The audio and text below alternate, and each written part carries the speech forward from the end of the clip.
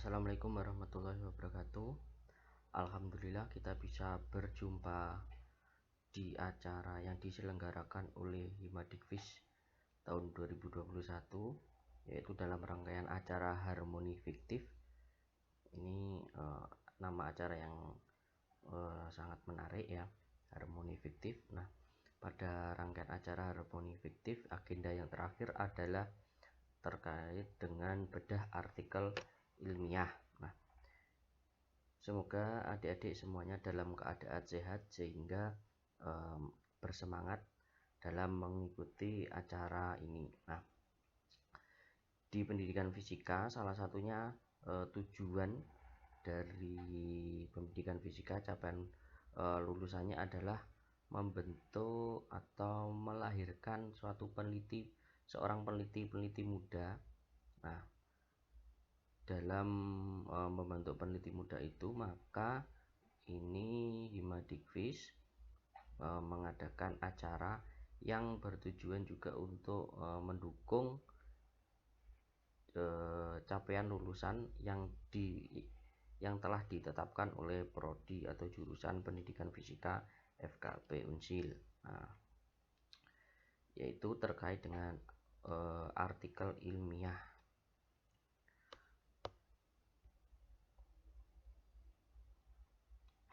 Artikel ilmiah itu apa? Nah, ini ada beberapa hal yang terkait dengan artikel ilmiah, atau artikel ilmiah itu dapat berupa beberapa bentuk, yaitu artikel ilmiah yang dimuat di jurnal, kemudian artikel ilmiah yang dimuat di proceeding, kemudian dapat juga berbentuk book chapter atau book series. Nah, awalnya judul dari kegiatan ini adalah bedah jurnal ilmiah. Nah, yang perlu dipahami oleh adik-adik semuanya, teman-teman mahasiswa, adalah jurnal itu adalah kumpulan dari artikel.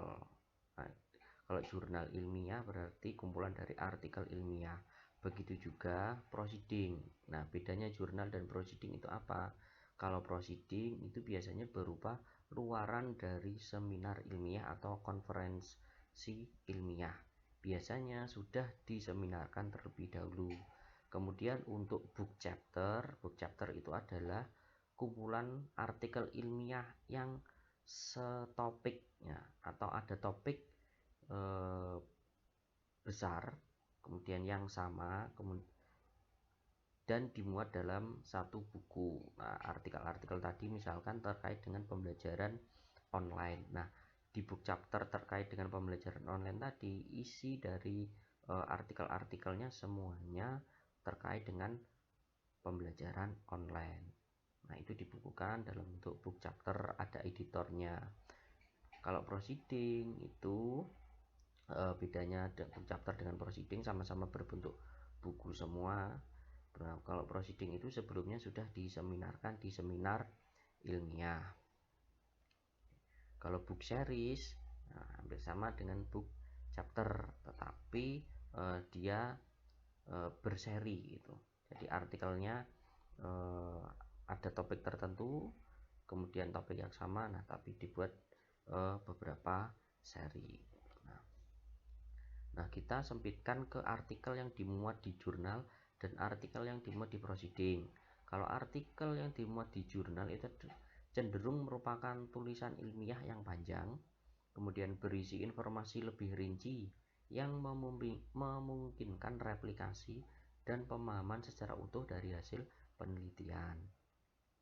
Nah, karena ditulis secara lebih rinci dan panjang, dan metodenya itu mungkin dijelaskan secara detail, baik di metode maupun di pembahasan, ya maka dimungkinkan adanya replikasi. Replikasi itu adalah pengulangan hal yang sama oleh orang yang sama atau oleh peneliti lain. Nah, itu artikel di jurnal. Kemudian kalau artikel di proceeding, sebelumnya artikel itu disampaikan dalam seminar ilmiah atau konferensi ilmiah.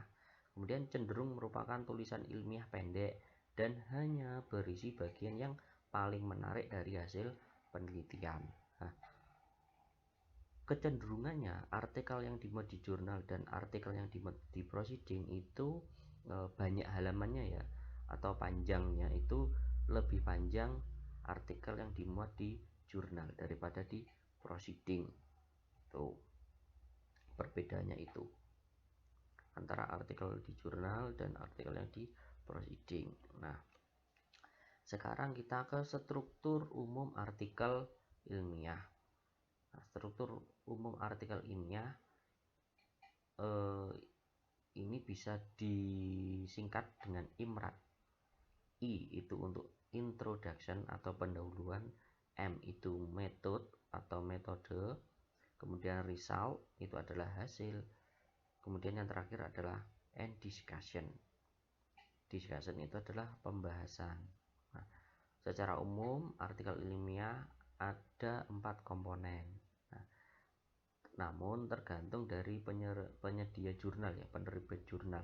Biasanya ada yang result atau hasil itu dibedakan atau menjadi subbab tersendiri, tidak jadi satu dengan discussion. Ada juga yang menjadikan satu antara result dan discussion. Nah, introduction ini apa yang ditulis di introduction atau pendahuluan, yaitu apa yang kita lakukan terkait dengan penelitian itu, kemudian apa yang telah dilakukan oleh orang lain, kemudian juga berisi mengapa kita melakukan hal itu atau penelitian ini. Jadi introduction itu mencakup 3 hal besar tersebut. Kemudian metode, bagaimana kita melakukan penelitian itu dijelaskan di metode, mulai dari instrumen pengumpulan data, analisis data, cara penarikan kesimpulannya itu bagaimana, mungkin juga terkait juga dengan uji hipotesisnya jika itu penelitian kuantitatif. Kemudian result atau hasil, apa yang kita temukan dari hasil analisis data ya, temuan-temuan itu yang disampaikan di bagian result. Nah, selanjutnya result tadi, apa yang kita temukan itu perlu kita bahas, kita diskusikan, perlu kita jelaskan apa arti dari yang kita temukan dan apa yang sudah kita lakukan. Jadi maknanya itu apa? Kita misalkan mendapatkan hasil bahwa pemahaman konsep, misalkan terkait dengan pemahaman konsep ya, pemahaman konsep dari siswa kelas 11 misalkan, jika dipresentasekan itu adalah 60%. Nah, arti dari kata 60% itu apa? Kemudian jika diselami lagi, apa penyebabnya dari 60% itu? Nah, jika terkait dengan itu yang dibahas di discussion. Nah, discussion masih terkait dengan satu sama lain, masih terkait ya, discussion itu terkait dengan hasil, kemudian dengan metode, kemudian dengan pendahuluan. Nanti satu persatu akan kita bahas pada bagian selanjutnya. Nah, itu struktur umum artikel ilmiah. Nah, judul, walaupun tadi tidak disebutkan bahwa judul itu adalah struktur umum, tapi judul itu pasti ada. Nah, dalam membuat judul itu harus selugas mungkin, singkat dan jelas, menarik, dan tidak seperti judul penelitian. Beda ya judul penelitian dengan judul artikel ilmiah. Kalau penelitian kan mungkin bisa panjang, antara 15 sampai 20 kata, kemudian metodenya mungkin juga disebutkan, misalkan analisis hubungan antara kemampuan penyelesaian masalah dengan gaya belajar misalkan begitu. Jadi kemudian ada lagi contohnya pengaruh model pembelajaran PBL terhadap kemampuan berpikir kritis. Nah, itu judul-judul yang umumnya dipakai di penelitian. Nah, untuk yang artikel, nah artikel itu kan tujuannya kita mempublikasikan hasil penelitian. Nah, agar orang membaca, maka judul itu harus menarik, singkat, dan jelas dan lugas. Jadi ketika orang baca judul saja sudah tertarik, oh ini kelihatannya menarik. Kemudian lanjut membaca ke abstrak, kemudian abstrak dibaca kembali kelihatannya menarik, lanjut lagi membaca sampai mendalami ke isi artikel. Jadi judul itu dibuat singkat, jelas, menarik, dan tidak seperti judul penelitian. Contohnya seperti ini: pengembangan model pembelajaran FUFU untuk meningkatkan kemampuan berpikir kritis mahasiswa di era Society 5.0. Nah, ini bisa saja sebagai judul penelitian. Namun untuk judul artikel, nah, bisa dimodifikasi agar lebih menarik atau lebih lugas dan tidak seperti judul penelitian. Misalkan model pembelajaran FUFU untuk meningkatkan kemampuan berpikir kritis. Nah, di sini kita tertarik FUFU itu bagaimana sih, kemudian untuk meningkatkan kemampuan berpikir kritis itu yang seperti apa modelnya. Nah, ini model baru, kemudian baca ke abstrak, nah dibuat yang menarik. Kemudian di era Society 5.0 tidak perlu dicantumkan di artikel, judul artikel. Karena apa? Berpikir kritis kan tidak hanya perlu di era Society 5.0, sepanjang hayat pun mahasiswa atau orang itu memerlukan kemampuan berpikir kritis. Jadi dibuat selugas mungkin, to the point. Contoh yang kedua, analisis self-regulated learning pada pembelajaran fisika kelas 10 di era pandemi. Nah, ini judulnya mungkin cukup singkat, tetapi kita bisa membuatnya lebih menarik lagi atau dibuat seperti teka-teki itu. Misalkan, apakah siswa belajar saat pandemi? Nah, tanda tanya, kemudian self regulated learning pada pembelajaran fisika. Nah, itu kita bisa membuat judul dari artikel itu berupa kalimat tanya, bisa. Nah, oh ya, disclaimer, ini kita sama-sama belajar, nanti kita membedah salah satu contoh artikel. Nah, tapi bukan berarti artikel yang dibedah itu sudah artikel yang sempurna. Nah, saya ini juga sama-sama belajar menerapkan apa yang saya sampaikan juga, masih terus belajar untuk menulis artikel yang sesuai dengan kaidah-kaidah yang berlaku, dan juga artikel yang menarik dan artikel yang baik. Tuh, baik secara pembahasan, kemudian penarikan kesimpulan, maupun paparan di pendahuluan. Tuh. Jadi kita di sini sama-sama belajar, kita saling berbagi ilmu saja. Nah, selanjutnya setelah judul itu pasti ada yang namanya penulis dan juga afiliasi nama penulis. Nah, penulis itu bisa lebih dari satu. Nah, kalau lebih dari satu berarti ada kolaborasi. Nah, pada zaman ini, saat ini ya, kita itu dianjurkan untuk berkolaborasi agar saling melengkapi, kemudian saling menambah, bertukar ilmu. Kemudian jangan lupa afiliasi. Afiliasi itu apa?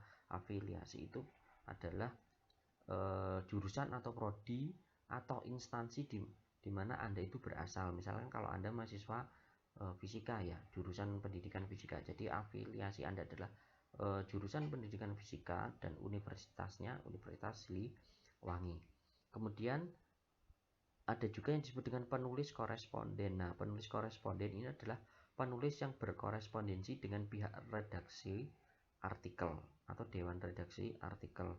Misalkan ada dua penulis, misalkan ada Pak Endang Suraman dan saya Eko Sujarwanto. Nah, penulis pertama di sini adalah Pak Endang Surahman. Kemudian yang bagian berkorespondensi dengan pihak redaksi artikel, misalkan mengirim artikel, melakukan submit, kemudian melakukan pengecekan apakah sudah direview atau belum oleh reviewer, itu adalah tugasnya penulis korespondensi. Kemudian ketika sudah ada revisi, nah itu berkolaborasi dengan penulis pertama, itu bagaimana merevisinya, apakah ada hal yang perlu direvisi atau tidak, itu tergantung dari dewan redaksi atau pihak redaksi dari jurnal atau artikel. Itu yang dimaksud dengan penulis korespondensi. Nah, dalam penulis korespondensi itu atau afiliasi, ada yang jurnal sampai menuliskan alamatnya, ada yang tidak, cukup tempat nama, asal jurusan, universitas, kemudian kota dan juga negara. Kemudian ada yang juga lengkap dengan alamatnya seperti ini. Nah, penulis korespondensi biasanya diberi tanda bintang seperti ini. Penulis korespondensi juga bisa sebagai penulis pertama juga, selain penulis pertama juga bisa penulis korespondensi. Nah, selanjutnya setelah judul, kemudian penulis dan afiliasi, bagian selanjutnya adalah abstrak. Nah, abstrak itu terdiri atas 5 bagian, yaitu kalimat pengantar, kemudian tujuan penelitian atau tujuan dari ditulisnya artikel, kemudian metode, hasil penting, dan implikasi dari temuan atau implikasi dari hasil penting tadi. Nah, saya berikan contoh seperti ini. Ini adalah abstrak dari penelitian yang Physics Undergraduate Student Perception dan seterusnya itu. Saya tulis memang mengharuskan tulis dalam bahasa Inggris. Nah, di sini ada kalimat pengantar, tujuan, metode, hasil penting, dan implikasi temuan. Nah, kalimat pengantarnya di sini boleh 1 kalimat, boleh 2 kalimat. Nah, abstrak itu sendiri tiap jurnal itu memiliki aturan yang berbeda. Ada yang hanya maksimal 150 kata, ada yang sampai juga 250 kata, tergantung dari masing-masing jurnal. Nah, jadi kalimat pengantar itu bisa 1 kalimat atau 2 kalimat. Nah, kemudian tujuan ini langsung tutup poin saja, jadi cukup 1 kalimat saja. Jadi tujuan besarnya itu apa? Tujuan umum dari penelitian.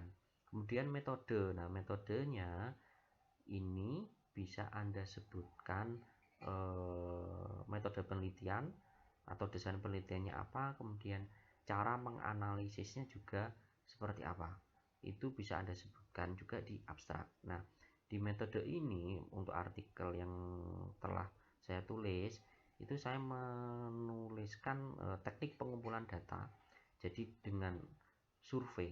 Nah, kalau survei nanti analisisnya dengan kuantitatif deskriptif atau dengan menggunakan itu ya persentase. Kemudian di sini saya juga menyebutkan apa saja yang saya survei. Di sini saya sebutkan undergraduate student perception of online learning are seen from aspect of access to technology for learning, dan seterusnya.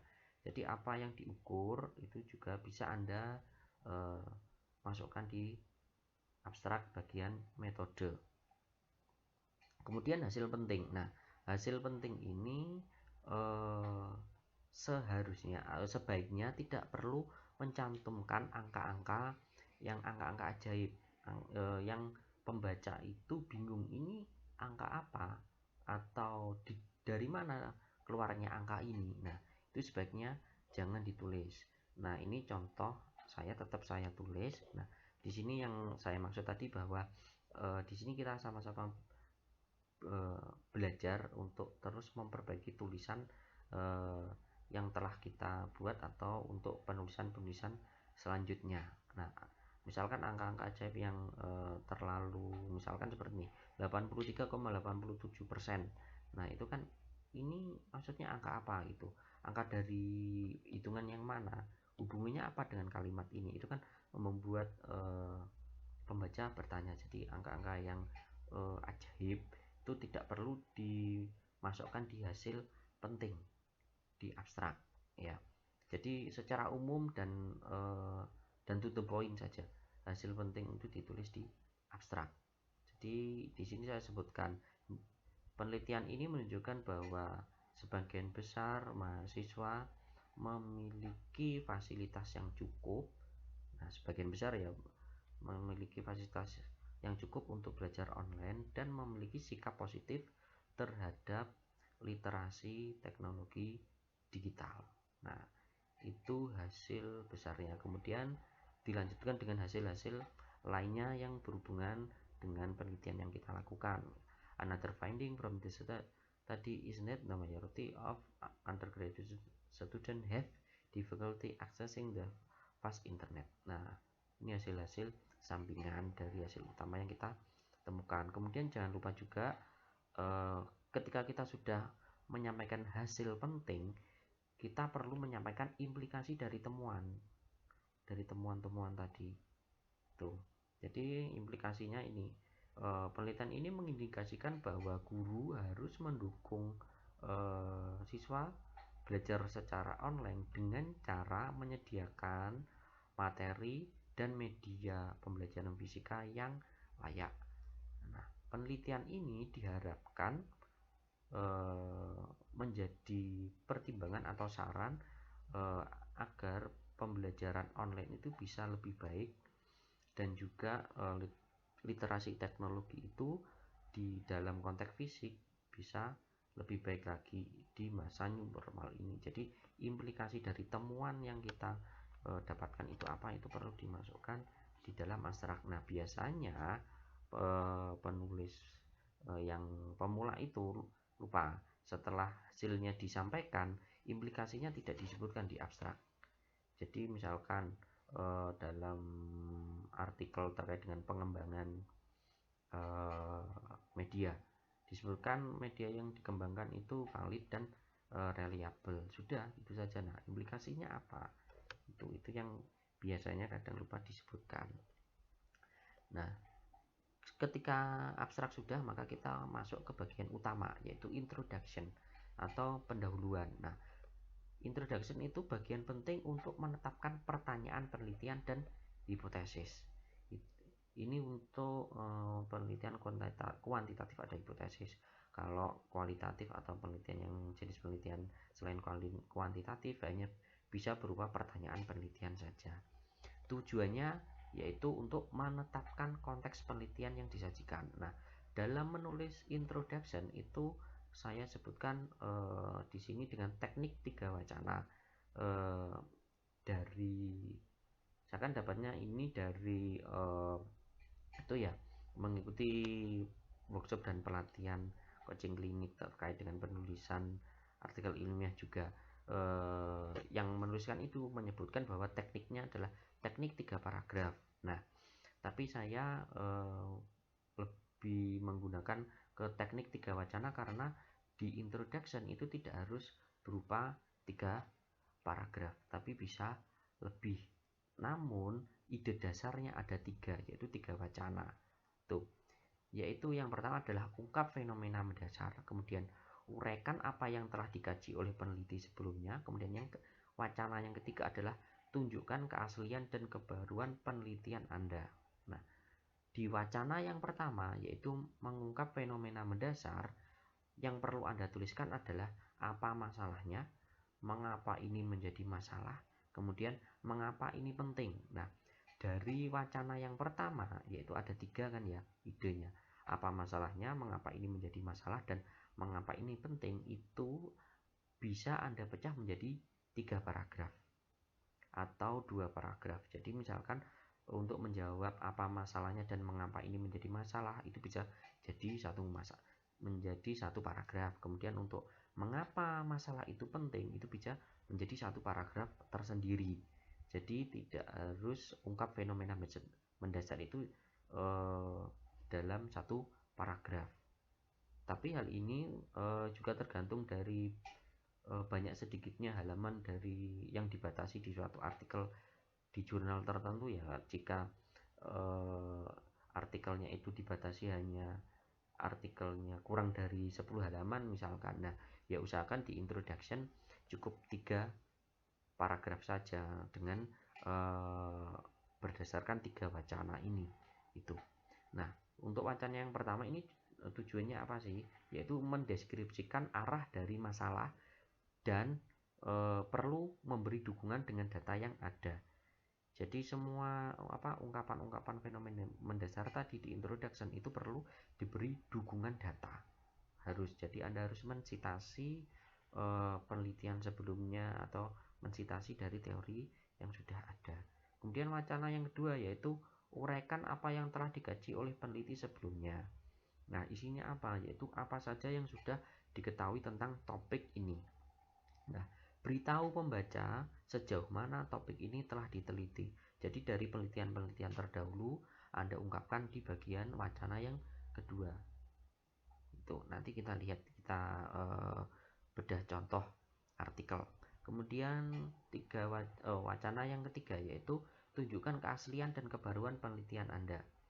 Jadi tadi kan ada fenomena mendasar, masalahnya apa, mengapa ini terjadi. Kemudian masalah tadi tentunya atau hampir pasti itu telah diteliti oleh peneliti sebelumnya. Nah, tadi di wacana kedua. Nah, di wacana ketiga ini Anda masuk dari topik tadi, apa yang belum dibahas. Nah, itu yang menjadi kebaruan atau keaslian dari penelitian Anda. Di situ Anda identifikasi kesenjangan apa atau apa hal yang belum dibahas dari topik tadi. Itu yang menjadi isi dari wacana yang ketiga. Di sini apa kesenjangan yang ada dalam pengetahuan terkait dengan topik tadi. Kemudian sebutkan juga apa atau bagaimana kontribusi artikel atau penelitian yang Anda tulis itu untuk mengisi kesenjangan tadi. Jadi misalkan dalam penelitian pemahaman konsep belum banyak diteliti tentang bagaimana miskonsepsi itu terjadi. Nah, kemudian Anda masuk di ranah itu. Misalkan ini saya contohkan, Anda masuk ke situ, kemudian ketika Anda masuk ke situ, itu kan berarti misalkan kebaruan bagi penelitian Anda. Nah, ketika Anda masuk ke situ, kemudian Anda sudah meneliti, nah, kontribusinya itu apa untuk topik pemahaman konsep misalkan. Nah, itu wacana yang ketiga. Ini contoh. Jadi contoh, kita bedah salah satu contoh artikel yang berjudul tadi Basic Undergraduate Perception tentang pembelajaran online tadi ya. Ini terkait dengan ungkap fenomena mendasar. Nah, apa masalahnya? Di sini saya buat menjadi satu paragraf tersendiri. Apa masalahnya dan mengapa ini menjadi masalah? Ini di paragraf yang pertama saya sebutkan masalahnya adalah ada pandemi COVID-19, kemudian adanya physical distancing, akhirnya mengakibatkan itu berdampak di pembelajaran di perguruan tinggi. Nah, mengapa ini penting dan mengapa ini menjadi masalah itu ya, mengapa untuk dipecahkan?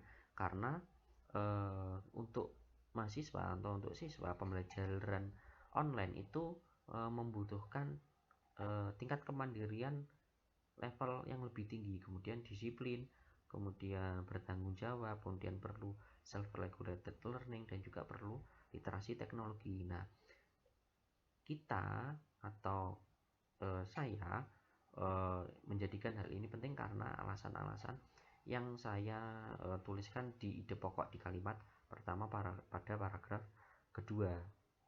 Nah, kemudian di paragraf terakhir saya simpulkan bahwa teknologi literasi ini kalimat penjelas ya, teknologi literasi is crucial during online learning. Nah, saya ingin masuk di bagian itu. Jadi kemudian selanjutnya di paragraf selanjutnya, uraikan apa yang telah dikaji oleh peneliti sebelumnya. Nah, di paragraf selanjutnya saya mengungkapkan pasti ada penelitian lain yang sudah meneliti tentang pembelajaran online di masa pandemi ini. Nah, saya cari referensi-referensi. Nah, itu diungkapkan di sini di bagian wacana yang kedua. Nah, ini ada beberapa yang saya sebutkan, ada 3. Nah, ini terkait dari penelitian-penelitian pembelajaran online. Kemudian masuk ke wacana yang ketiga, tunjukkan keaslian atau kebaruan penelitian.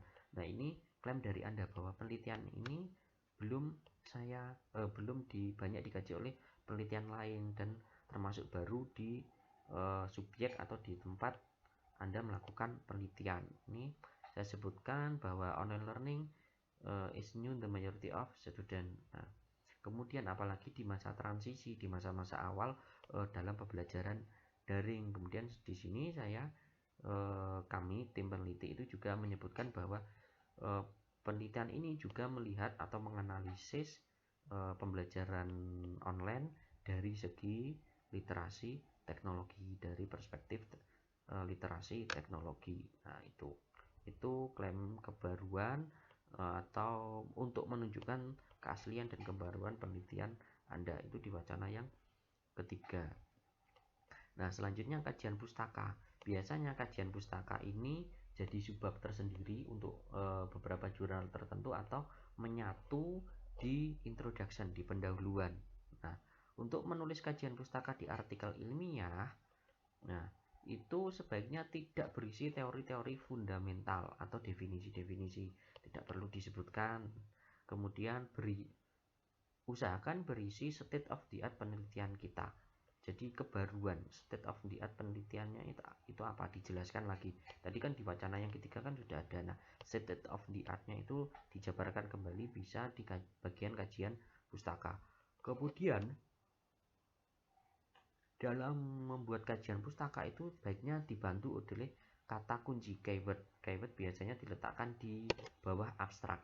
Nah,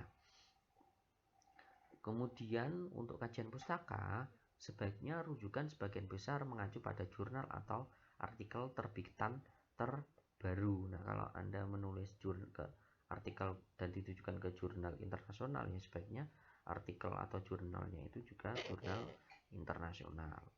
Nah, kita coba ke kajian pustaka, kita bedah kajian pustaka, misalkan judul yang Conception of Motion as Newton Law Implementation dan seterusnya. Nah, misalkan pada artikel dengan judul di atas, kata kuncinya itu kan sudah kita tetapkan, kami tetapkan conception, kemudian hukum Newton dan motion. Nah, dari kata kunci tadi sebaiknya kajian pustakanya itu bukan tentang apa definisi konsep, kemudian conception tadi, kemudian juga bukan terkait bagaimana bunyi hukum Newton atau apa pengertian gerak. Tapi kajian pustaka itu sebaiknya misalnya ya tentang bagaimana suatu konsep itu terbentuk. Kemudian bahas juga tentang bagaimana seseorang mengalami salah konsep atau miskonsepsi. Nah, ini perlu didukung oleh rujukan-rujukan yang terbaru. Kemudian selain itu juga bisa mengenai miskonsepsi tentang hukum Newton dan tentang gerak. Nah, ini perlu didukung dengan rujukan yang sudah ada, rujukan penelitian-penelitian sebelumnya. Tuh. Nah, jadi bukan pengertian, bukan definisi untuk kajian pustaka. Kemudian untuk judul yang kedua ya, Physics Undergraduate Student Perception terkait dengan pembelajaran online dalam masa transisi di era new normal. Nah, pada judul yang kedua kajian pustaka itu bisa membahas tentang bagaimana persepsi tercipta dan faktor apa yang mempengaruhi terbentuknya persepsi. Kemudian bisa juga kajian pustaka tentang efek-efek pembelajaran online terhadap mahasiswa. Kemudian bisa juga diisi tentang perkembangan literasi teknologi dan literasi digital, baik perkembangan dari sejarahnya ataupun perkembangan literasi teknologi atau literasi digital yang dimiliki oleh siswa berdasarkan penelitian sebelumnya. Jadi seperti itu untuk kajian pustaka. Oke. Selanjutnya yaitu bagian yang umum yang penting selanjutnya adalah metode. Metode ini digunakan untuk menjawab pertanyaan penelitian. Nah, pertanyaan penelitian itu terkait dengan tujuan yang ada di introduction tadi. Kemudian metode itu memungkinkan pembaca untuk mengembangkan kepercayaan pada penelitian yang telah kita lakukan melalui metode yang transparan dan dapat direproduksi. Jadi pembaca di metode ini kita meyakinkan pembaca bahwa penelitian kita ini benar-benar dilakukan dengan baik, kemudian metodenya juga sudah tepat sesuai dengan kaidah ilmiah. Di metode ini perlu disebutkan tentang desain penelitian, kemudian prosedur penelitiannya seperti apa, kemudian siapa objek dan subjek penelitian, tempat juga bisa disebutkan juga, kemudian teknik pengambilan datanya itu juga perlu disebutkan, apakah dengan survei atau dengan observasi atau dengan pemberian tes itu. Kemudian bagaimana cara olah data, bukan olah ya ini, olah data. Nah, olah datanya bagaimana? Itu dengan statistik inferensial atau dengan statistik deskriptif. Nah, itu perlu disebutkan di metode. Kemudian bagaimana cara analisis data. Ini mengolah data dan analisis data itu tadi Kalau olah data tadi berarti penampilan datanya, menampilkan datanya dalam bentuk tabel, kemudian atau dalam bentuk grafik, kemudian untuk analisis yang tadi itu dengan statistik inferensial atau statistik deskriptif atau dengan metode kualitatif. Nah itu ada analisis datanya sendiri tergantung jenis penelitiannya. Selanjutnya melangkah ke hasil dan diskusi. Nah hasil dan diskusi ini ada artikel yang membuat subbab tersendiri, hasil sendiri, diskusi sendiri, tapi umumnya mayoritas itu hasil dan diskusi jadi satu subbab. Nah, di sini hasil itu harus sesuai dengan tujuan dan ruang lingkup penelitian. Nah, ruang lingkup dan tujuan tadi sudah dijabarkan di baik di metode maupun di pendahuluan. Kemudian kutipan data harus disajikan dengan jelas. Misalkan berdasarkan tabel di bawah ini. Nah, itu kurang baik. Harusnya berdasarkan tabel 1. Nah, itu kan jelas tabel 1 di bawah ini mana. Jangan-jangan di bawah kalimat tabel di bawah ini ada beberapa tabel, kan bingung ya pembaca. Nah, kemudian diskusi harus didukung oleh referensi, harus. Itu wajib. Itu untuk menunjukkan bahwa apa yang kita bahas atau hasil interpretasi kita terhadap hasil itu juga didukung oleh peneliti-peneliti lain, atau tidak harus didukung itu ya bukan berarti setuju gitu ya, tapi ya ada referensi lain, bisa setuju atau bertolak belakang dengan hasil yang kita peroleh. Kemudian tabel dan gambar harus jelas, resolusinya harus tinggi, kemudian nomornya juga harus disebutkan dengan jelas dalam teks isi. Itu untuk hasil dan diskusi. Kemudian terkait dengan penyajian hasil. Nah, data dapat disajikan dalam bentuk teks, tabel, dan gambar. Sajikan hasil utama itu secara ringkas, objektif, dalam urutan yang logis, menggunakan teks atau ilustrasi. Lakukan interpretasi data dengan hati-hati terhadap temuan.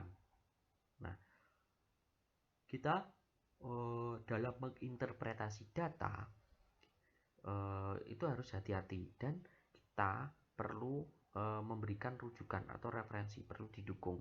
Nah, dengan adanya referensi tadi itu salah satu bentuk kehati-hatian kita dalam menginterpretasi data, dan juga sebagai bentuk objektif, sifat objektif kita ketika melakukan interpretasi data.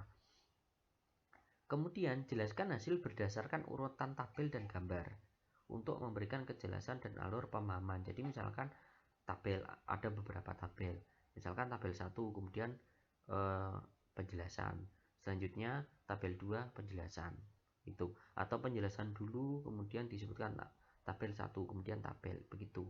Jadi setiap paragraf dari sajian hasil dari narasi itu hendaknya berdekatan dengan tabel atau gambar yang kita jelaskan agar pembaca itu mudah, dan urutan logis dari peneliti itu bisa diterima oleh pembaca. Nah, hasil perlu disajikan dalam urutan sebagai berikut. Jadi hasil yang paling penting,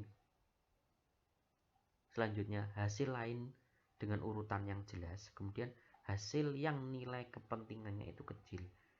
Jadi intinya dari yang penting sampai yang nilai pentingnya itu kecil itu perlu diurutkan secara hierarki. Jadi mulai dari yang paling penting dulu sampai yang kurang penting itu dalam penyajian hasil. Nah, bagaimana melihat hasil penting dan tidak penting? Kembali lagi ke tujuan yang sudah disebutkan di pendahuluan. Nah, selanjutnya pemaparan. Nah, pemaparan hasil itu dimulai dengan menggambarkan karakteristik dasar penelitian yang mengarah ke hasil analisis statistik secara sederhana dan akhirnya ke hasil analisis yang kompleks. Jadi mulai dari yang sederhana dulu kemudian ke yang kompleks. Terlepas dari kompleksitas analisis, hasil tetap harus ditulis secara sederhana dan mudah dipahami oleh pembaca. Perbedaan arah dan besarnya variabel dilaporkan untuk memberikan pemahaman kepada pembaca tentang sifat perbedaan dan hubungan yang diamati. Ini terkait dengan penelitian kualitatif, bisa juga kuantitatif ya, kan ada beberapa variabel, kemudian hubungannya bagaimana, perbedaannya bagaimana, itu perlu dilaporkan agar pembaca itu juga paham apa yang dimaksud, apa yang menjadi pemahaman dari penulis atau peneliti. Nah, hindari pengulangan nilai dari angka-angka atau tabel dalam teks. Jadi misalkan tabel 1. Nah, tabel 1 itu usahakan habis dijelaskan dalam satu paragraf. Jangan nanti tabel 1 dijelaskan di satu paragraf, kemudian di paragraf lain misalkan ada jeda gitu dibahas lagi. Jangan. Jadi tabel 1 habis dibahas dalam paragraf yang berdekatan dengan tabel itu. Intinya apa itu. Jadi pakai bahasa yang lugas. Kemudian berikan interpretasi lain, misalkan tren utama yang harus dinyatakan. Jadi misalkan ada kecenderungan data berdasarkan hasil analisis atau hasil penampilan data. Nah, itu perlu dinyatakan juga di dalam penyajian hasil. Nah, setelah hasil dan juga dan penyajiannya tadi, maka perlu diskusi, perlu dibahas. Kan hasil sudah kita paparkan, baik secara tekstual maupun dengan grafik atau dengan tabel ya. Kemudian dibahas hasil tadi itu maknanya apa. Jadi diskusi itu berisi tentang pernyataan tentang hasil utama, kemudian hasil yang dikehendaki ataupun yang tak dikehendaki. Contohnya pengaruh model pembelajaran PBL terhadap kemampuan penyelesaian masalah. Nah, berdasarkan teori kajian pustaka, harusnya PBL itu berpengaruh terhadap kemampuan penyelesaian masalah. Tetapi ternyata ketika dilakukan penelitian, hasilnya itu kurang memuaskan. Maka itu pun juga perlu dibahas di pembahasan. Ataupun dari judul yang saya contohkan tadi, terpengaruh PBL terhadap kemampuan penyelesaian masalah, ternyata itu ada hasil yang dikehendaki, yaitu ada pengaruh, tetapi ada hasil sampingan yang kita temukan pada saat analisis data dan itu tidak kita kehendaki atau tidak kita sangka. Nah, itu juga perlu dibahas di pembahasan. Itu justru menjadi hal yang menarik, bisa-bisa menjadi kebaruan dari hasil penelitian yang saudara lakukan.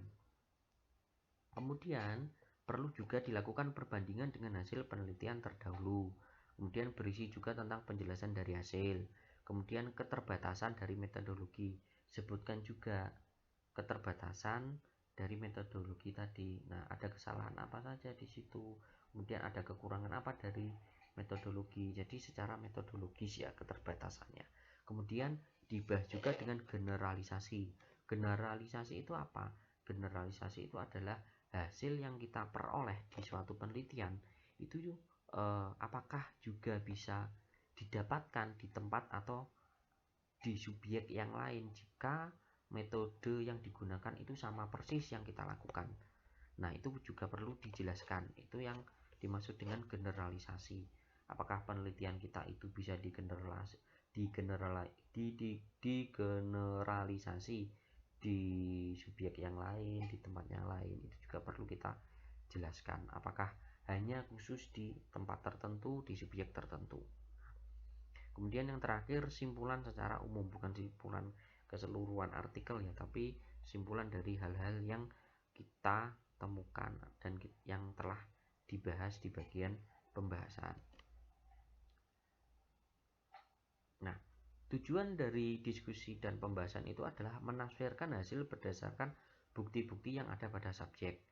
Kemudian pembahasan dan juga diskusi itu merupakan tempat di mana kreativitas dan kapasitas penulis untuk membahas hasil yang mengarah pada implikasi temuan. Nah, ini pembahasan itu adalah ajang kita berkreativitas dan juga menunjukkan kapasitas untuk membahas hasil. Jadi ketika pembahasannya itu tajam, mendalam ya, maka itu kapasitas penulis dalam membahas hasil itu sangat bagus dan juga nanti digunakan untuk mengarahkan implikasi temuan dan pembahasan kita itu apa. Itu jadi implikasi dari penelitian ini apa, itu kuncinya atau prosesnya itu ada di pembahasan. Bagian ini harus memberikan pemahaman baru terhadap topik yang diselidiki. Harus ada hal baru muncul, tadi kan itu ya, ada keaslian. Nah, keaslian tadi disebutkan di introduction. Nah, di pembahasan ini kita mencoba membahas atau menjawab atau berusaha untuk mencapai tujuan yang ingin kita capai di introduction tadi.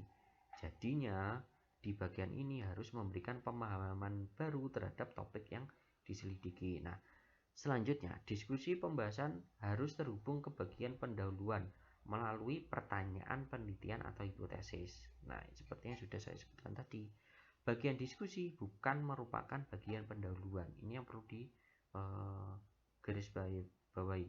Jadi bukan pengulangan dari bagian pendahuluan, tapi harus memberikan pemahaman yang lebih luas dan lengkap untuk masalah tersebut. Jadi harus ada temuan-temuan baru apa. Nah, itu kita perlu kita sintesis di bagian pembahasan.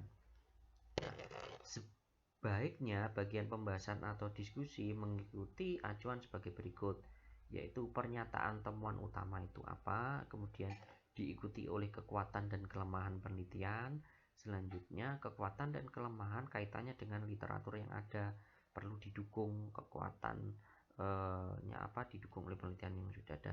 Begitu juga untuk yang kelemahan. Kemudian apakah ada persamaan dan ketidaksamaan dengan temuan sebelumnya, itu juga perlu diungkapkan di pembahasan. Misalkan tadi PBL ternyata tidak meningkatkan kemampuan penyelesaian masalah. Nah, apakah ada hasil yang sama dengan temuan saya? Itu perlu dicari di referensi di artikel jurnal. Kemudian perlu juga dicari apakah ada artikel yang tidak sama dengan hasil temuan saya. Nah, itu akan menjadi pembahasan yang menarik. Jadi yang dibahas itu tidak hanya sekedar yang setuju saja atau yang lempeng sama semua hasilnya, tapi juga hasil yang berbeda dari penelitian sebelumnya itu juga dimasukkan. Itu justru akan menjadi pembahasan yang tajam dan lebih menarik. Nah, bagian yang terakhir adalah simpulan. Nah, simpulan itu bukan ringkasan hasil penelitian, tapi simpulan itu harus merupakan sintesis dari penelitian. Kemudian buat generalisasi dengan hati-hati. Kemudian masukkan juga implikasi temuan. Ya, implikasi temuan itu dimasukkan di simpulan. Kemudian tulis secara singkat dan jelas. Ada yang menyatakan cukup satu paragraf, ada yang 2 paragraf, tapi biasanya saya kalau saya pribadi itu antara 1 atau 2 paragraf untuk simpulan. Dan simpulan itu untuk artikel ilmiah ya lebih baik dalam bentuk narasi, bukan poin-poin, bukan bulet-bulet seperti ini. Jadi bukan titik-titik seperti ini, tapi narasikan dalam bentuk paragraf. Nah, bahasanya mengalir gitu. Itu untuk yang simpulan di artikel ilmiah. Selanjutnya referensi, bukan referensi ya. Referensi atau daftar pustaka. Nah, kutipan dalam teks. Tadi kan kita dalam pembahasan, dalam introduction kan kita merujuk ke artikel-artikel atau buku-buku. Nah, yang kita rujuk harus kita cantumkan di referensi. Ataupun begitu juga sebaliknya. Apa yang kita tulis di referensi itu juga harus dirujuk di teks isi dari artikel ilmiah. Kemudian setidaknya ini tergantung dari jurnal masing-masing ya, tapi usahakan 80% rujukan kita itu yang terbaru. Nah, terbaru ini definisinya bagaimana? 80% dari 5 tahun terakhir atau dari 7 tahun terakhir atau 10 tahun terakhir, tergantung dari jurnal yang mau kita tuju. Tuh. Selanjutnya gunakan sumber primer. Jangan gunakan menurut Sugiono dalam penulis A gitu. Jangan cari sumber primernya. Itu. Cari sumber primernya yaitu misalkan Sugiono, langsung cari bukunya atau dari peneliti lain itu.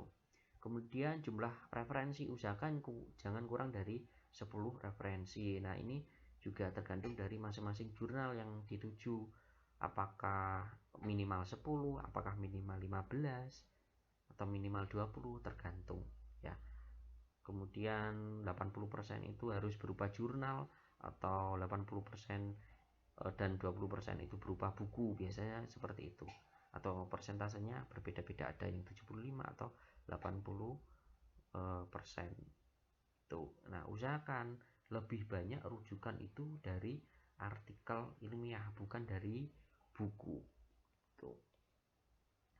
Nah, apa yang saya sampaikan ini awalnya saya dapatkan atau terinspirasi dari paparan yang disampaikan oleh Bapak Adi Gafar pada acara coaching klinik seminar internasional ANCOSET dan juga ANCOS pada tahun 2020 lalu. Nah, terima kasih, semoga bermanfaat. Bisa kita lanjutkan tanya jawab melalui Google Meet atau melalui media yang lain yang disediakan oleh panitia. Saya ucapkan terima kasih atas perhatiannya, semoga bermanfaat. Kurang lebihnya mohon maaf. Wassalamualaikum warahmatullahi wabarakatuh.